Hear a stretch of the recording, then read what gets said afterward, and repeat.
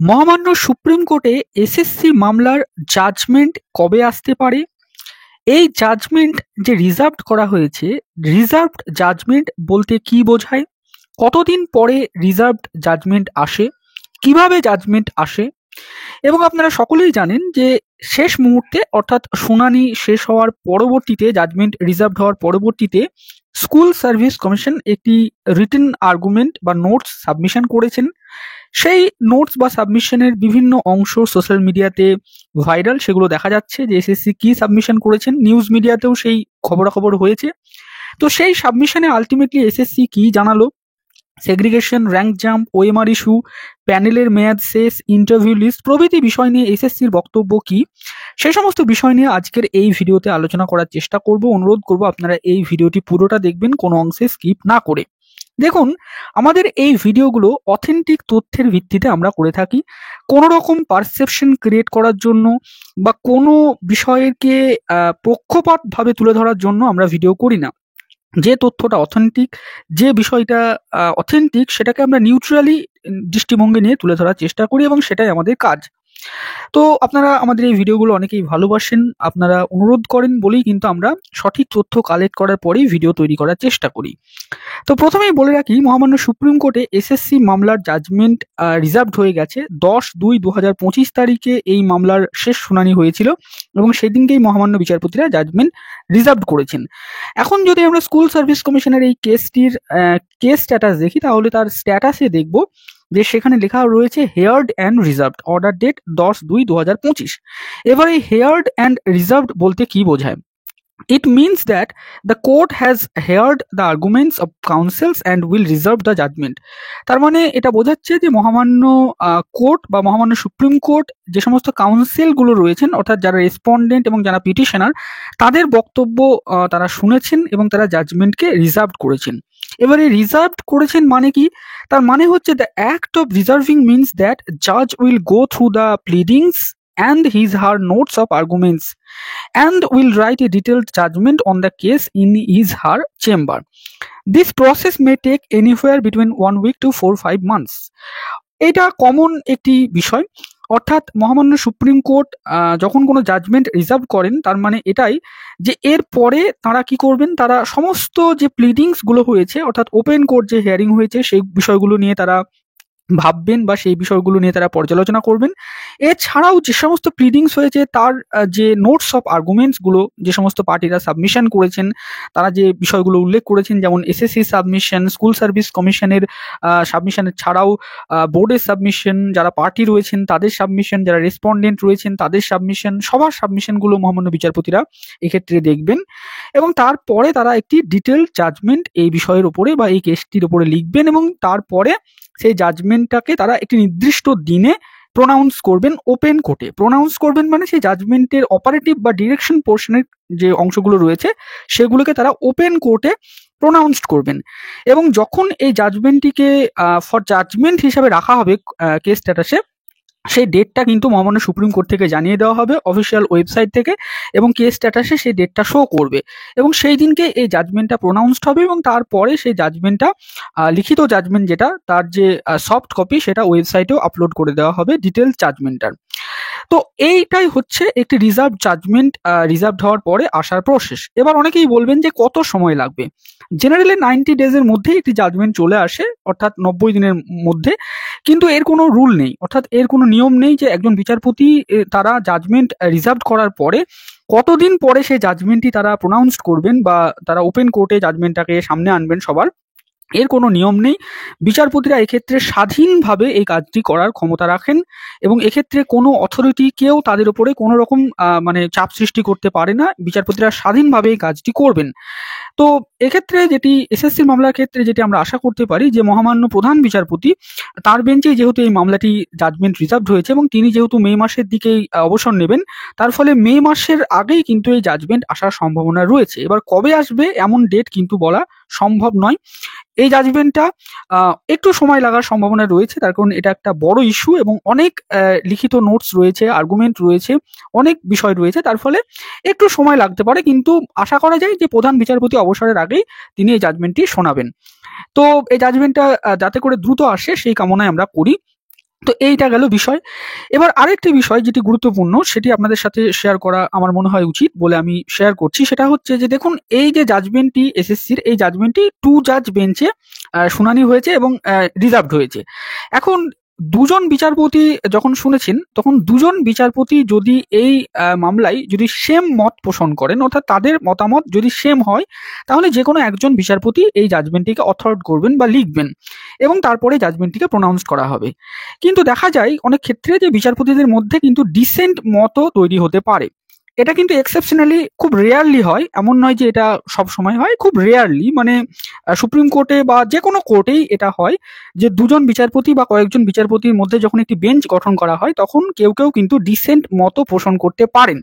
তো এক্ষেত্রে যেহেতু 2 জাজ বেঞ্চ, তার ফলে কোনো ডিসেন্ট মত যদি রেয়ারলি ইন কেস এক্সেপশনালি যদি এটা হয়, তাহলে কিন্তু 1:1 যদি হয়ে যায়, তাহলে দুজন বিচারপতি দুরকম জাজমেন্টও দিতে পারেন।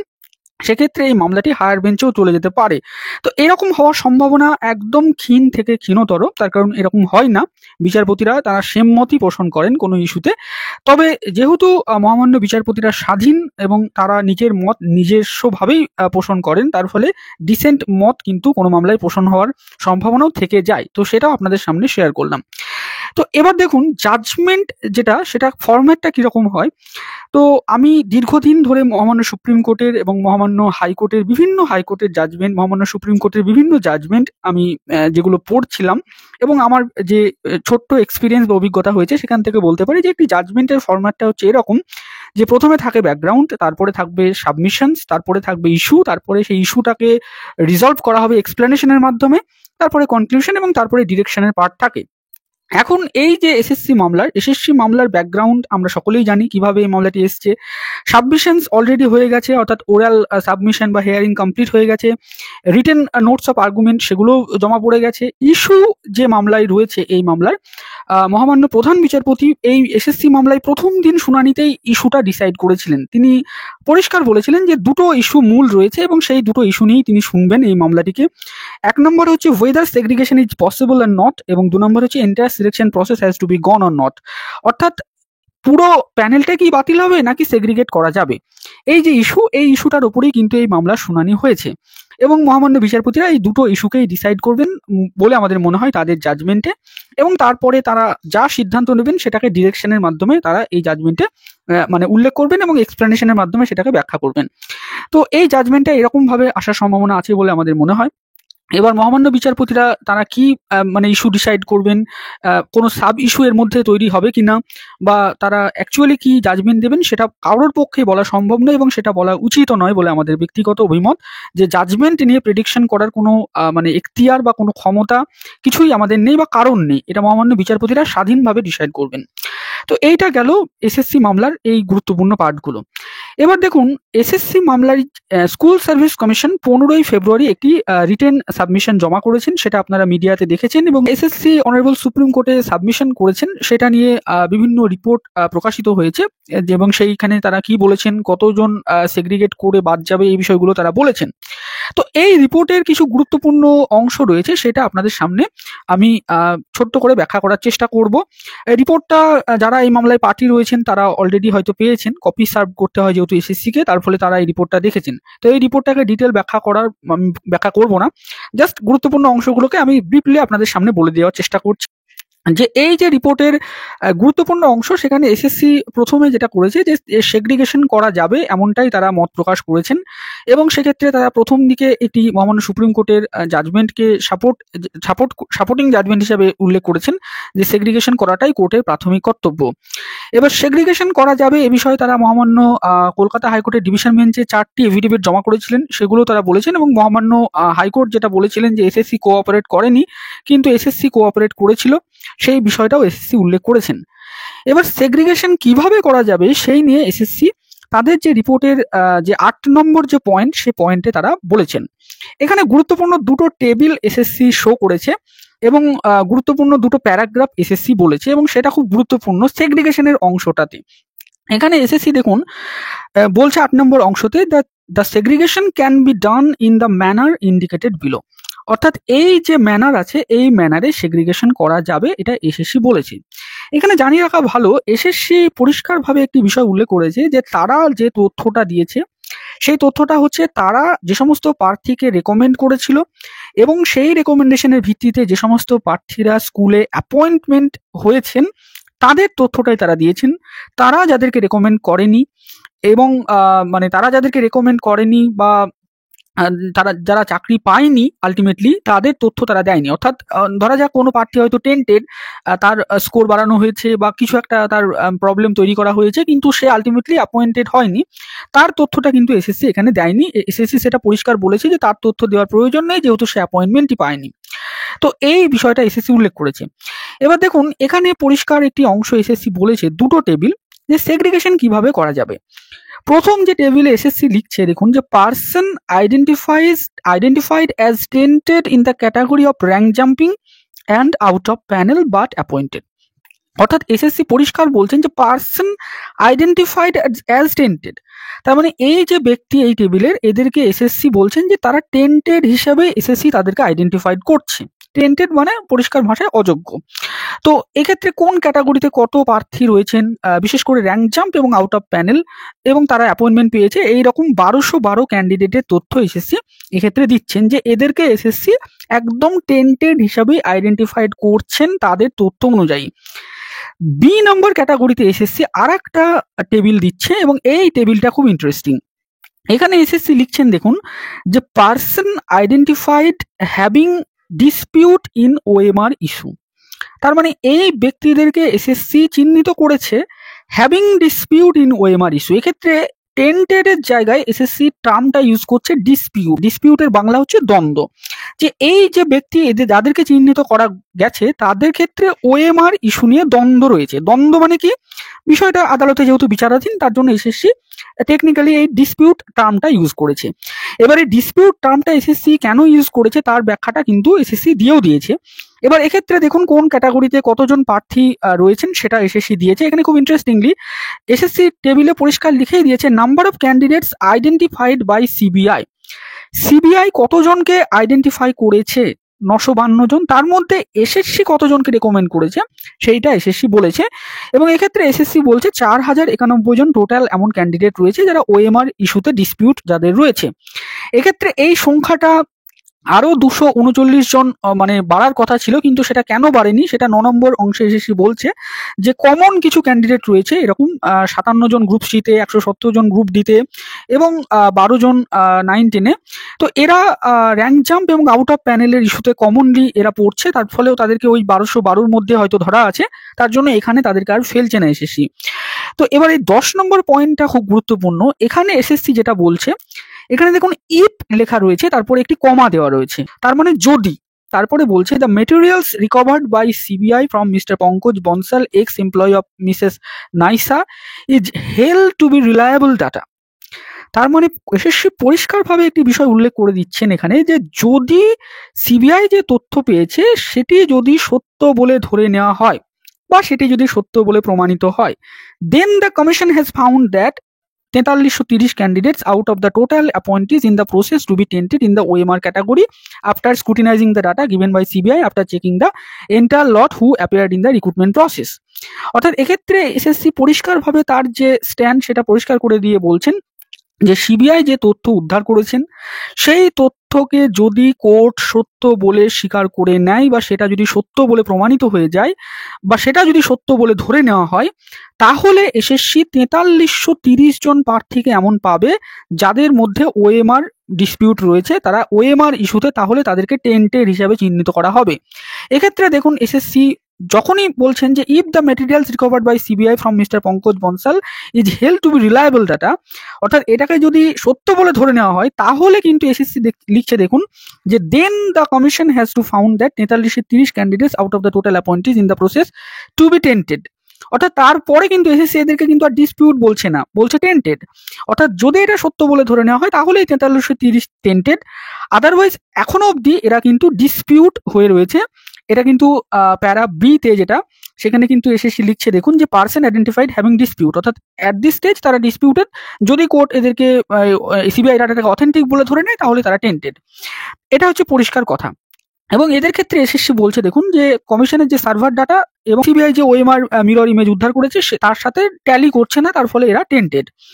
এবার এখানে 239 জন প্রার্থী যারা কমন রয়েছে তাদেরকে তারা বাদ দিয়েছে এবং টোটাল যে অ্যাকচুয়াল নাম্বার অফ টেন্টেড তাহলে সেই সংখ্যাটা দাঁড়াচ্ছে 5303 জন, এটা এসএসসি বলছেন। তো এসএসসির সেগ্রিগেশনের পার্টটা হচ্ছে এটাই, এটা পরিষ্কার করে যেটা আমরা বুঝেছি সেটা আমরা বলতে পারি যে এটাই হচ্ছে এসএসসির অভিমত, যে যদি সিবিআই ডাটাকে সত্যি বলে ধরে নেওয়া হয় তাহলে টোটাল যে ক্যান্ডিডেট যে টেন্টেড প্রার্থী সেই সংখ্যাটা হবে 5303 জন। আর যদি সিবিআই ডাটাটাকে সত্য বলে কোর্ট যদি না মেনে নেয় তাহলে টোটাল যে সেগ্রিগেশনের অংশ হবে সেটা হচ্ছে 1212 জন। অর্থাৎ যে সিবিআই ডাটা সত্য বা অসত্য যাই হোক না কেন কোর্ট সেগ্রিগেশন করতে পারবে, কোর্টের কোনো সমস্যা নেই। এক্ষেত্রে যদি সিবিআই ডাটা সত্য বলে প্রমাণিত হয় তাহলে টোটাল 5303 জন প্রার্থীকে বাদ দিতে হবে, আর যদি সিবিআই ডাটাকে সত্য বলে ধরে না নেওয়া হয় তাহলে 1212 জন প্রার্থী বাদ যাবে। এটাই হচ্ছে মূল জায়গা। পরিষ্কারভাবে পুরো যে সাবমিশনটা, সেই সাবমিশনে আরো অংশ রয়েছে, সেখানে এসএসসি ওএমআর ডিস্ট্রাকশনের যে রুল 21 সেটা উল্লেখ করেছে যে কেন ওএমআর তারা ডিস্ট্রাকশন করে দিয়েছিল। এছাড়াও আরটিআই যে একটি অংশ সাবমিশন করা হয়েছিল রেসপন্ডেন্টের পক্ষ থেকে, যে অনিন্দিতা বেরা নামক একজন প্রার্থী, তিনি নাকি আরটিআই করেছিলেন 2024 সালে এবং এসএসসি তাকে নাকি ওএমআর সাপ্লাই করেছিল, বলেছিল তাদের ডেটা থেকে। এক্ষেত্রে এসএসসি বলেছে সেটা তাদের ডেটা থেকে নয়, এটা সিবিআই ডেটা থেকেই তারা এই যে ইস্যুটাকে তারা এই যে ওএমআরটাকে তারা সাপ্লাই করেছিল। তারপরে এসএসসি তাদের রিপোর্টে এটাও জানিয়েছে যে জাস্টিস বাগ কমিটির যে রিপোর্ট, সেই রিপোর্টের যে গুরুত্ব সেটা হারিয়েছে, কারণ এর পরবর্তীতে তদন্তভার সিবিআই নিয়েছে তার জন্য। এবং নাইসাকে কেন লিমিটেড টেন্ডারে নেওয়া হয়েছিল সেটার ব্যাখ্যাও এসএসসি করেছে। তার ব্যাখ্যা হিসাবে এসএসসি বলেছে যে সিকিউরিটি এবং কনফিডেন্সিয়াল বিভিন্ন ক্ষেত্রে এক্ষেত্রে লিমিটেড টেন্ডার দেওয়া হয় এবং তার সপক্ষে এসএসসি কিছু জাজমেন্টকে মানে কিছু অংশকে তারা রিলায়েবল তথ্য হিসাবে সাপোর্টেড তথ্য হিসাবে উল্লেখ করেছে। এবং আফটার এক্সপায়ারি অফ প্যানেল সম্পর্কে একটি বিস্তৃত ব্যাখ্যা এসএসসি দিয়েছে। এসএসসির মতে এ বিষয়ে একটি তথ্য, অর্থাৎ আফটার এক্সপায়ারি অফ প্যানেলের যে বিষয়টি কাউন্সিলিং এর, সেটি মিসপ্লেসড করা হয়েছে। অর্থাৎ কেন কাউন্সিলিং করাতে দেরি হয়েছিল সেই বিষয়ে ব্যাখ্যা হিসাবে এসএসসি দুটো কারণকে উল্লেখ করেছেন। একটা হচ্ছে লিগ্যাল, অর্থাৎ বিভিন্ন কোর্ট কেস, সেই কোর্ট কেসের বিভিন্ন অর্ডার, সেই অর্ডারে কি কি বাধা তাদের ছিল সেগুলো তারা উল্লেখ করেছে, এবং একটা অ্যাডমিনিস্ট্রেটিভ রিজন তারা দেখিয়েছে। সেই অ্যাডমিনিস্ট্রেটিভ রিজনের ক্ষেত্রে দুটো অংশ রয়েছে। একটা হচ্ছে আপনারা জানেন যে দাড়িভিট কাণ্ড, একটা স্কুলে যেটা হয়েছিল যে দুজন ছাত্রর মৃত্যু হয় একটা ভ্যাকান্সিকে ক্রিয়েট করে, তো সেই জন্য। এবং তাছাড়াও 2019 সালের নির্বাচন শুরু হয়ে গিয়েছিল লোকসভার, তার যে নির্বাচন বিধি লাগু হয়েছিল তার জন্য। তো মূলত এই সমস্ত কারণে কাউন্সিলিং করতে দেরি হয়েছিল এসএসসির, সেটা এসএসসি উল্লেখ করেছে। এছাড়াও এসএসসি রেজাল্ট ডিক্লারেশনের ব্যাপারেও উল্লেখ করেছে, ব্যাখ্যা দিয়েছেন।